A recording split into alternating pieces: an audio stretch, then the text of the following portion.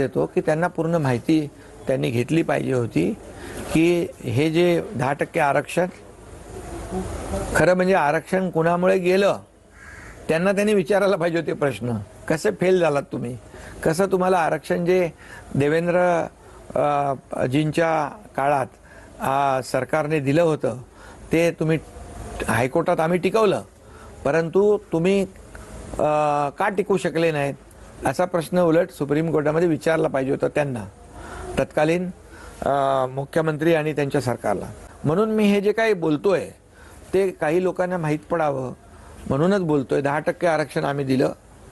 कुणबी प्रमाणपत्र justice Shinde committee गठीत करून अनेक त्याच्यामध्ये पुरावे शोधून कुणबी नोंदी शोधल्या 1967 पूर्वीच्या, आणि त्यांना कुणबी प्रमाणपत्र मोठ्या प्रमाणावर मिळाली. त्याचाही लाभ मराठा समाज या ठिकाणी घेतोय.